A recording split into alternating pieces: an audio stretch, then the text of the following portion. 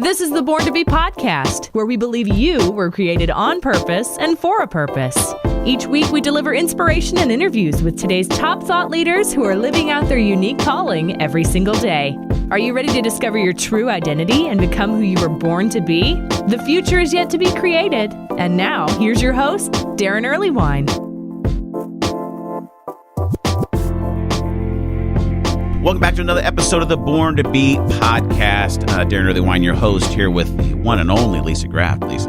Hey. From radio theology fame.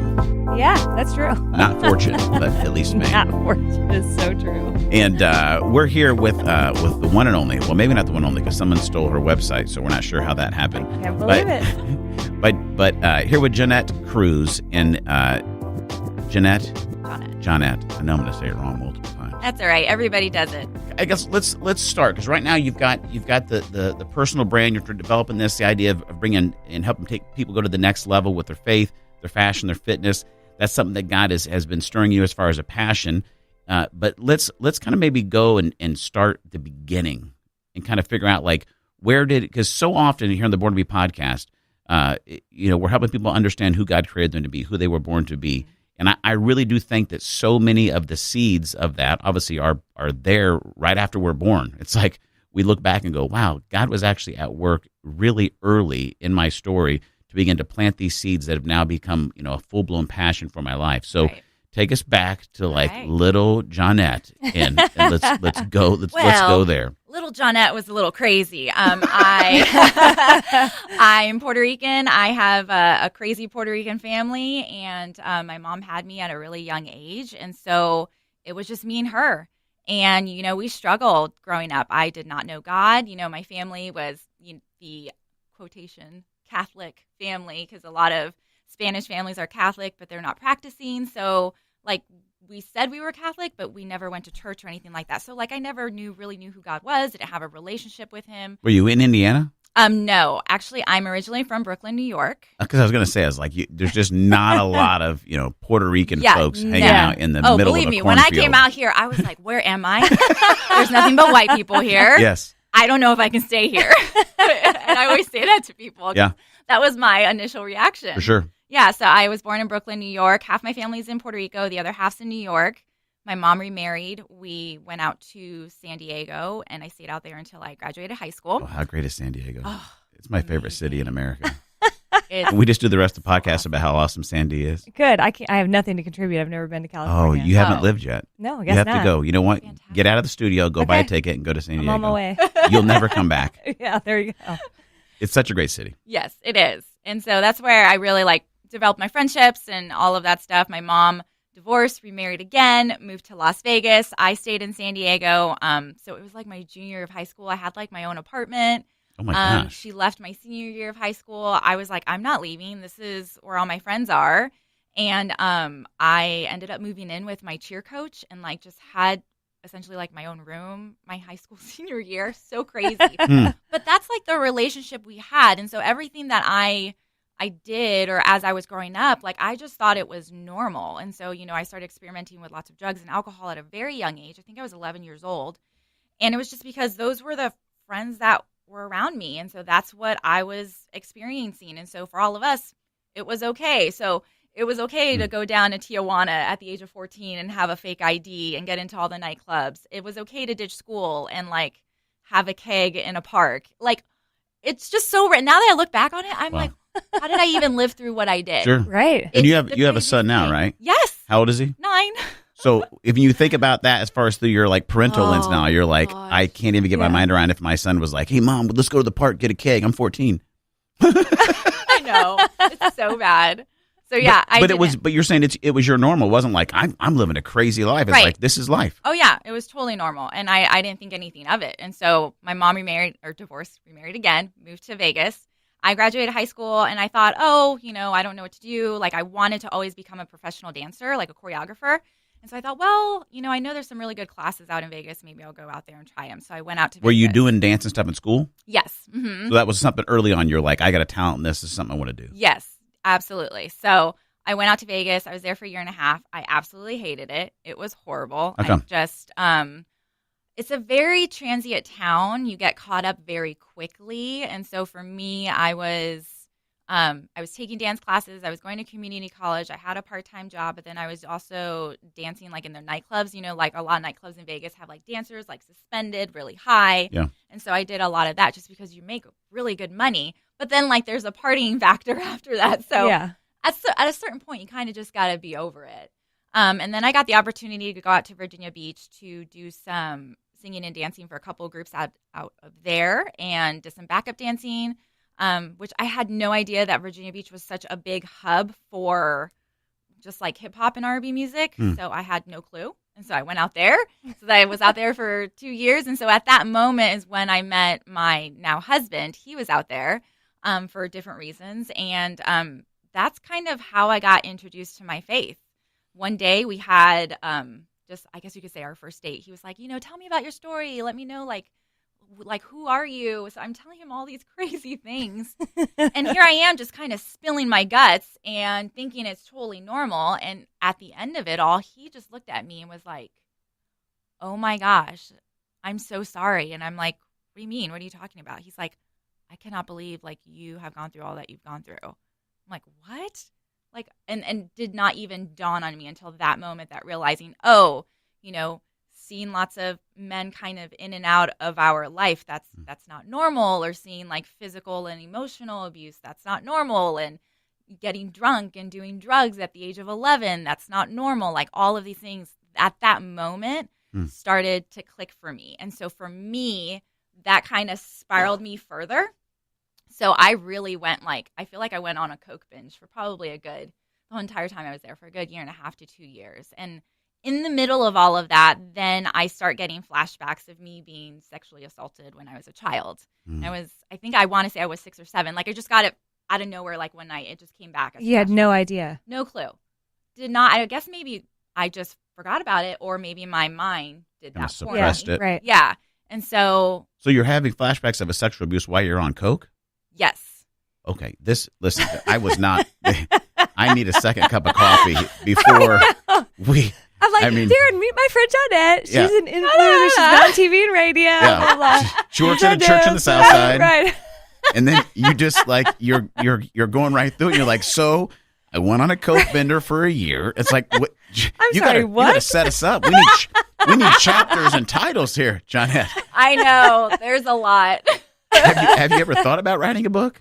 No, I have shared my story with a ministry that does women's conferences. And then the writer, she wrote a book, and she had asked if she could use parts of my story. And so we carefully crafted the message so that I felt like nobody was outed, or, that anybody would take offense to it or anything like that. And then I actually shared my story at church last year. We kind of went through a series about, just kind of sharing who your spiritual influence was in your life. And so for me, it was my mother-in-law. Like, she was the one who showed me who God was, who Christ is, how Christ loves. And so for her, like, I divulged all of this information to her when I finally met her, and she's the one who really just kind of loved me where I was at. Mm-hmm. And, and I actually say in the video, like, I know she probably thought, this is a crazy chick. She better be like out of my son's life, Right. But in front of me, she didn't judge me. Yeah. And so that for me opened the door to go to church and to experience that for the first time. So, well, there's a book here, and it's part of Elevated by JC needs to be right. a book, and where you break it all down. But we skipped. I want to go back. Yeah. So okay. So you're on the Coke bender. So you're on a Coke bender. Yeah. Let's go back to that chapter. It's called Coke Bender. Which I just want to say, I'm thank you so much for sharing your story, because I love it, and I don't want you to sanitize or edit any of it, because too often I think, especially in the Christian circles, we're like, well, but Jesus made everything great, and it's like, awesome, yes, he does, yeah, right, but it's like, no, this is real. This was a real life journey. You know Absolutely. What I mean? And I know as we're going to continue to have this conversation, there's going to be parts of that real journey that has been what has given you the desire and the passion right now to take the risks that you're taking to go and make a difference in people's lives, which I love. So chapter 6. Yes. Coke bender. Coke bender. Yeah, And you're having flashbacks Yeah, of all sexual of that assault. happens, and then obviously I tell my boyfriend at the time what's going on, and he's looking at me like, this is crazy. Like, I don't know what to do with this information. And so he is a Christian. yes. Mm-hmm. But, At that but prior time, to this, there wasn't like you went to church for a while, like No. a church camp thing. Like Nothing. it's off the radar. Completely 100% off the radar. And I knew that he grew up in a Christian home. I mean, he grew up completely opposite than me, like had the most wonderful family set up, like just had everything he needed in order to make him successful. Yeah. Did you think about it? What was your thought about Christians, church, God stuff through all this? I always like heard about it, but I never really had any like thoughts on it. Like that's what he had told me, but he wasn't really modeling that lifestyle at the current moment either. So honestly, I didn't really have anything. What I felt, and I think it was probably because of what I experienced growing up, was that it was very kind of closed off. You had to act a certain way, you had to be a certain way, and follow rules. And so that's kind of like the only thing I probably could pinpoint to something in regards to faith. Okay. So you're having these major life like flashback moments. Yeah. So how do you not? Because I've known some people's stories where they start having some of these, flashback or these suppressed memories come in, and it's a game stop. Yeah. Like, it derails their life, and they never like. It's not a turning point. It is a turning point, but in a really, really negative direction. How did you process through that and not get stuck? Well, for me at that time, I think I was so young. I was still like trying to figure out what I was doing in terms of my life. And then I was backup dancing and going on tour in the middle of all of this, because you're still like in that party type of world. So it's like that all happened. And really at that same time is when I met my mother-in-law, or my future mother-in-law at that time. And then I kind of told him, and then I kind of dropped it. It was really weird. Like, it's like I came to it and then got really dark in terms of doing drugs and stuff. And then there was a time where he got transferred back here to Indianapolis for work. And so all the contracts I had done out in Virginia Beach were done. And so I was like, okay, well, I've been dating this guy for a year. I don't want to go back to New York. My mom's in Vegas. Don't want to do that. San Diego just has my friends. I really like this guy. I'm in love with this guy. Maybe I should try Indiana out of all places. So I just decided to make the move out here. And I feel like it really didn't hit me until I stepped foot in a church. And Mount Pleasant Christian Church was the first church that I went into, because at the time, that's where his parents were going. And that's where you're working. Yep, that's where I work. This story's getting good. Full circle. This is chapter 7. Yep. Oh, yeah. Totally. I walked in the first service and cried. Hysterical. Could not keep myself together.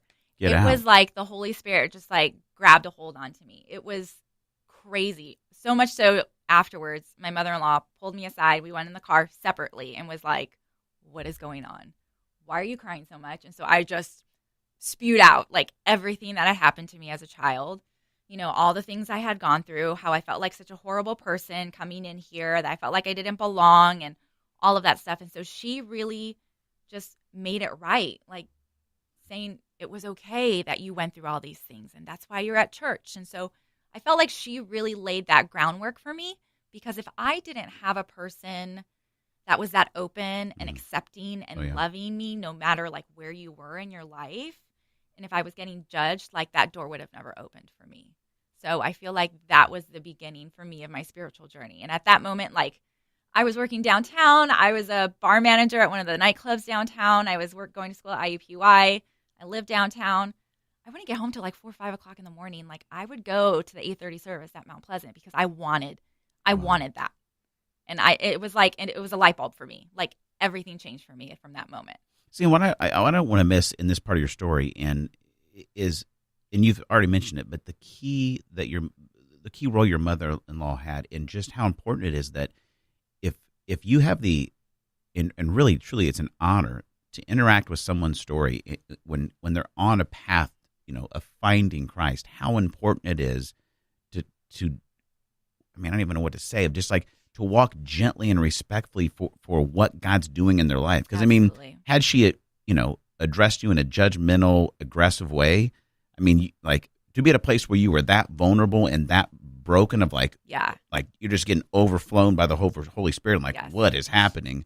that was just such a key point. And I mean, if you're listening and you have, there's people in your life like that that you maybe God has given you an opportunity to come into a crossroads moment for with them. Just how important it is to walk gently in that and so lovingly. So it's just so cool. Yeah, absolutely. So you're showing up at the 8:00 service. Give me more. I got to have this. This is, yes. I don't know what this whole Jesus thing is, but it's working. Like none of it even made any sense to me. Like the songs they were singing, I always joke with my husband because there was one of the services, they were singing Hosanna.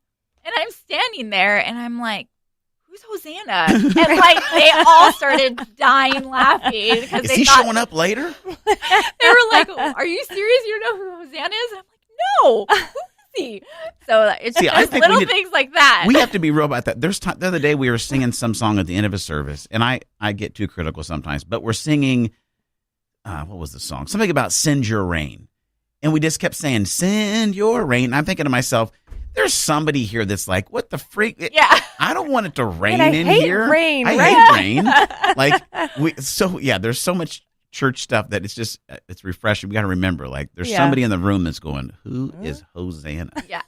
I love that. That was me. Jeanette. I love that was me. But at least you asked out loud. You Yeah, just said I did. it. That's and great. so I really, at that point, I was like, okay, I want to make a change. I want to do this. It's again, a light bulb for me just went off. And I was like, I don't want that old life anymore. I want to get to know Christ. I want this. And so I got into Bible studies and my pastor baptized me when I was 23. And from there, I really just never looked back. I just started just to dive in as much as possible just to continue on with my life and moving forward. Mm-hmm. What I didn't realize is that even though I was moving forward spiritually and finally found Christ and, I felt like I was in a new season of life, all the other baggage I had behind me was eventually going to resurface. And so for me, that's what ended up happening to where it kind of was like an explosion moment. So I had I went through really deep counseling I went through Christian counseling for a good year and a half, really dove into all of my issues, what happened to me as a child. And then also I dealt with postpartum depression after I had my son. And then all of that combined, I just needed to go and talk to somebody about all of this stuff. And it was ugly and I hated every bit of it. And it was a really dark time, but I was able to see the light at the end of the tunnel. Mm-hmm. And so it makes it okay to talk about it now because I wouldn't have been able to talk about this 5 years ago and be able to say it's okay, So Johnette, how long after getting baptized at 23 did that all that stuff start happening? That actually did not happen until after I had my son. So there was a huge, long period of time where, we got engaged, we got married, I got pregnant, and then I had my son. And so it was forever, years, because I got baptized at 23. So I want to say it was a combination of, it all kind of started when I was at Channel 6 because I started getting sick and I didn't know why I was getting sick. And so I was getting frustrated because I had all these issues. And so I got diagnosed with an autoimmune disorder. And long story short, I've had 6 surgeries and I've had 3 organs removed. Oh, whoa. Yeah. And chapter so 10, 11, and 12. Right. I know. It was the other chapter of my life. You got to give me a hand sign when you're about to drop another bomb. Another bomb. Yeah. Goodness gracious. Well, and all of this stuff didn't start to surface until I was at Channel 6. I was getting up at 2:00 in the morning. I wasn't sleeping. I had lots of pain and I was getting sick a lot and I couldn't figure it out. And, and I'm still trying to make it through on TV. Everything's okay. But on the inside, I was dying.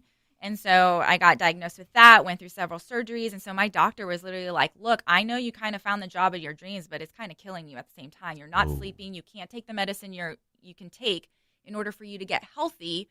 You're always going to be in this state if you don't make some drastic changes. Wow. So at that point, that's when I decided, okay, let me start to feel some other opportunities out, even though I loved where I was. I absolutely loved being a part of the Good Morning Indiana team.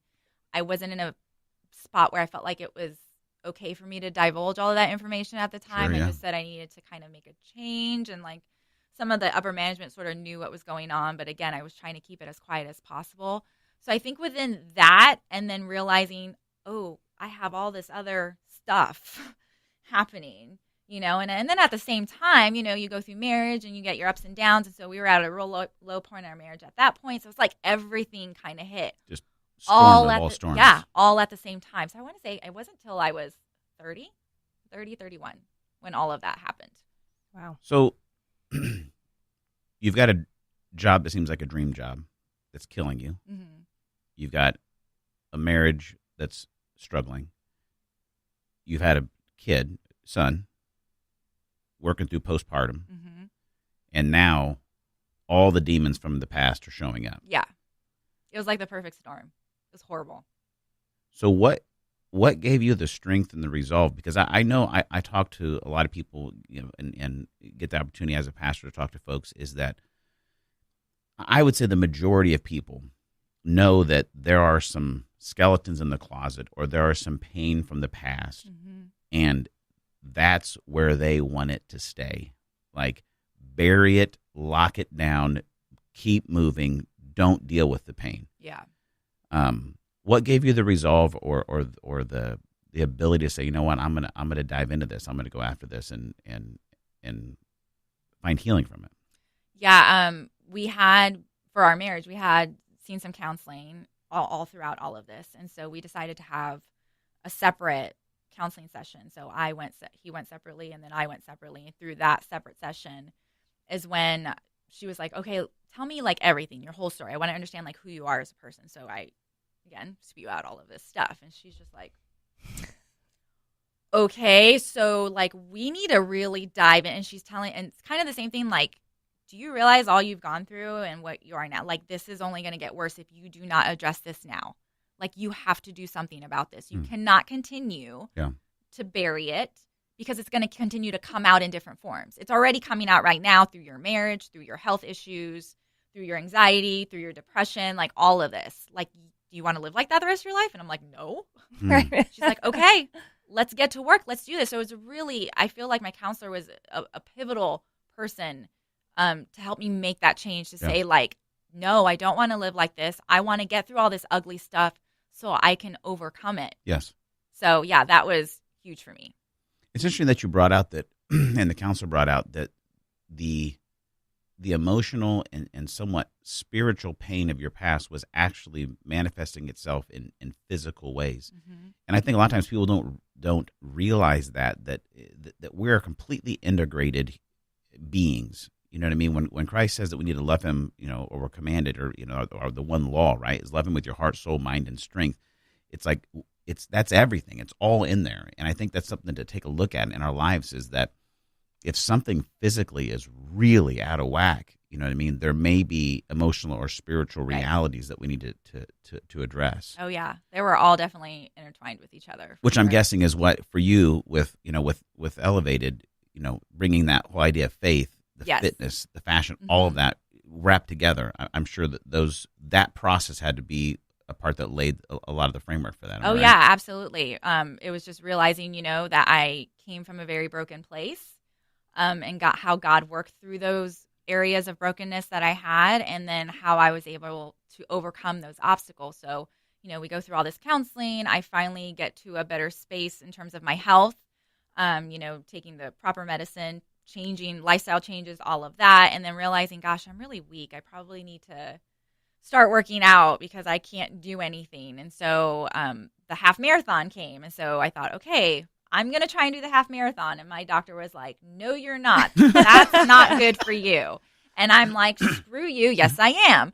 So I ran the half marathon and I did it. And it was painful and I hated every minute of it, but I did it. And so then I was like, okay, what's next? Well, at the same time, my husband started competing in the bodybuilding world. And so he did 2 shows. And to me, I was like, because at one time, one person was like, oh, are you going to do a show? And I'm like, are you joking me? You will never see me on stage in a bikini. No. And then lo and behold, I was like, I'm going to do a show. And my doctor was like, I don't think you should do that. And so again, I was like, screw you. I'm going to do it. And then I competed in 2 shows. My second show, I finally placed in like 2 different classes. So I was really happy and excited. And for me, it was like, okay, I came from a really bad place physically, emotionally, and mentally, but I was able to push through all of that to get myself stronger, and it just made me in a better place. And even after the fact of doing those shows, I went back to my specialist. We do like routine checkups every 6 months where I get blood work done, and it was like the best my results had ever came. And so she was like, well, Oh. I don't know how this happened, but like your body's doing great right now. And I was like, see? Yeah, see, you could say it. I was wrong. Yeah, exactly. Go ahead and admit it. Write it down. So that's kind of where, the faith aspect started, and then it carried over to the fitness area. And then with the fitness area made me feel comfortable in my own skin and saying, this is who I am. This is my story. This is who God has created me to be.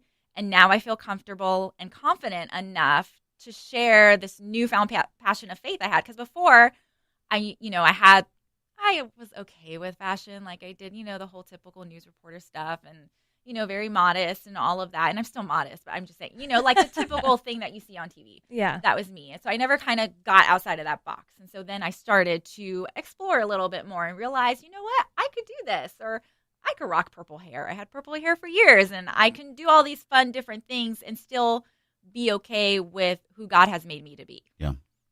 So now you're working, which obviously it makes sense in your story of, the church that, introduced you to Jesus and transformed your life. Now you're pouring so much time into helping them reach others, which is phenomenal. But for me, as I look at everything that's gotten you here, I mean, maybe in the next 10 years, you're still the communications director, but I could see, a lot of amazing new stuff happening as you're moving into what you're trying to create with Elevated. And so, I mean, what's keeping you up at night right now? What's waking you up in the morning? What is filling like your sails now like this? What is that must-do thing for you right now with Elevated? Right now, it's so true because it is like lots of times I wake up in the middle of the night or late at night I'm writing things down because it's like I have a new light in me. Like, you're at a place for so long and you're doing the same things over and over again. And so then you realize when you start to branch out a little bit, how maybe you can still use your story just in a different way. And so for me, being able to get out of my comfort zone and start to network with people and share my story and do all of that, that's helped me realize like, oh, wow, like this is good stuff. Like I can do this more. And so for me, it's just, I do want to expand what I'm doing in terms of my side hustle. And I feel like there are things there and there's a place for it. I think also because now I do lots of, content creating and influencer marketing at the same time. And sometimes you feel a little lost in that, like there's not a place for you or I'm not that girl. So that's not going to work. And so I've had to come to realize like, this is who I am. I'm not going to change who I'm going to be. I'm not going to tailor myself to a certain brand because that's what you're looking for. Because if you're looking for that person, that's not me. So I have to stay confident in who I am as a personal brand and stay on that road. Yeah. Well, I think it's huge. And one thing that I love and I don't want you to miss as you're listening is the common denominator for all of us in life is pain. Now, the severity of it, its origins, all of that different. Every single one of us has pain. What we choose to do with it is, I think, the thing that decides the trajectory of our life. And the thing I love about, Johnette, what you've been sharing with is just, and it's something we talk about, on the podcast all the time, we talk about in the Spiritual DNA workshop, is that with Jesus is nothing is wasted. Like Absolutely. Literally nothing is wasted. And when we'll trust him with that pain, he just every single time he redeems it to be a thing, a source of great passion.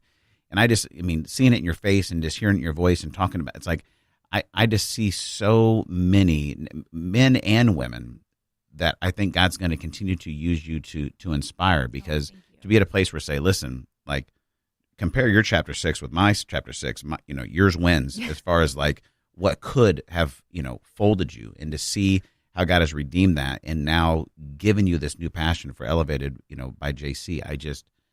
I'm so stoked for what's going to be the next like 3 to 5 years of your story. Yeah, I'm excited for it too. And I also want to say, like, I don't also people think that like, oh, I'm on this high mountaintop and everything's all good. There's still lots of seasons in our lives that we're still currently experiencing that are hard. And so I think for me, what has changed is, how do you deal with it? What's your thought process? How you're going to handle the situations? Because I could go really quick back to ghetto Puerto Rican Johnette, like really fast. And so I got to check myself sometimes. Yeah. And I got to take a little breather. And then I got to realize, okay, let's take let's take a look at the situation, maybe from Jesus's eyes and not yours, and try to weave it in throughout that way. And so, there still are hard times, but I feel like because of what I've gone through and what I've experienced and what I've been able to overcome, that those new seasons that are trying, that are still, valleys and not mountaintops, I'm still able to get through it. It's just I'm getting through it in a different way. Yeah. We probably don't have time for this, but I'm just curious. I'm just chasing the story. Is how are things with your mom? They're good. They're really good. Because I could see like that your guys' childhood and the journey that you guys went on. There could be room for like a real struggle in that relationship. Oh, and you know what? There really always has been. We've always had like a sister relationship just because of the age, and so. Sure. Yeah. Honestly, after talking through and going to therapy and seeing my counselor, like she did the best that she could do with what she was given. Mm-hmm. And I can't fault her for that. Yeah. She didn't have the best upbringing herself. She wasn't equipped. And so she was doing what she thought she needed to do. And now that I look back on it, it sucked, but it's okay. And so I did let her know, like I went through counseling and I've done all of this. She doesn't know the extent of some things, like a lot of things I've actually shared she doesn't know, but I don't want her to know because it's like you're just going to get upset about it, and there's no need because I'm over it and I'm done with it and it's okay. Yeah. And you don't have to do that anymore. Yeah. So we're good. We're fine. We have a great relationship. I think I also know it is what it is, and it'll never be a different kind of relationship, and I've accepted that. My father is not in my life at all. We have no relationship. And so I've accepted that's what it is. And so he's never been there. He never will be. And that's fine. And that's okay. And he can be from afar. And that's good. There's nothing I can do about it. Has faith or Christ ever become a connection or something for your mom? So she obviously, like, I've talked to her about it. I've given her books. I've always said, like, when are you going to church? And so she'll go to church like on Christmas Eve and Easter. And then when she comes out here, she'll go to church with us. But other than that, she really just doesn't go. So I'm always like, okay, so do you believe in Jesus? She says she believes. Mm-hmm. And my brother, I have a half brother out of one of the marriages that she has, and he's awesome. I love him. And so he was baptized out here one of the times. So I was so happy for that. Yeah. I just wish I was there because he's 18. He's at such a pivotal stage. I just wish I was there more to be able to pour into him, which I'm not. It's only so much you can do through FaceTime and text message and social media, So I think she says she believes. I just wish she was more involved and had more of that relationship because I feel like she could see a lot of things differently. She just hasn't done it yet. Yeah. Yeah. Well, here's what I love, Johnette, about where you are right now. And I loved that you said, hey, don't put me up on the high horse. Everything's not perfect. Oh, yeah, right? no. And I love that you're at a place right now with your personal brand and with Elevated by JC where it's a little bit in that Genesis stage. And I love that because I think that I hope that inspires you as you listen, because there's a process to this. And so often I think we see somebody that is 10 steps down the road from us, whether it's launching a career or a business, or it's in a process of healing, or maybe it's in marriage and children, whatever it may be. And it's like, oh my gosh, they're like, it's perfect. They're there. It's like I could never get to that place, whatever. But to realize that this is a journey. It's a process for everybody. And I love the fact that, you're not, your answers that you're giving us aren't like, well, Darren, here's these 3 steps that I figured out. It's like, it's all perfect. It's like, you know what I mean? You go to work every day at a regular job, and you're allowing God to continue to heal what's broken and give you new passions and visions and ideas. And you're taking small practical steps to put that together. And it's like, what's it going to be in 5 years, Johnette? You're not like, well, my strategic coach told me it's going to be this year. This is it. You don't know. You're in the process of creating it. Mm-hmm. And I love that. And I'm, I want to have you back on the podcast, in a couple of years to see what's happened, because I know that there are more exciting things that God is going to continue to do. Absolute inspiration. I love it. Thank you so much. We need to do another episode because we're out of time. I have more questions. I have more things I want to ask. Lisa, do you have anything you want to ask or add to in here? No, I think this has been great. It's so great. I appreciate your vulnerability. I think that's so important to. Yeah. I want to read your book. I want you to have a workout video. Yeah.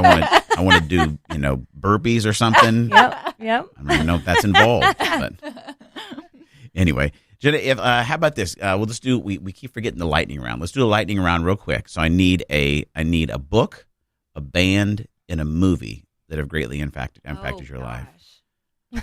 I would have to say the Bible because other than that, I don't really read fine. Okay. at all. That's so bad. No, Lisa has started reading. I'm one book in.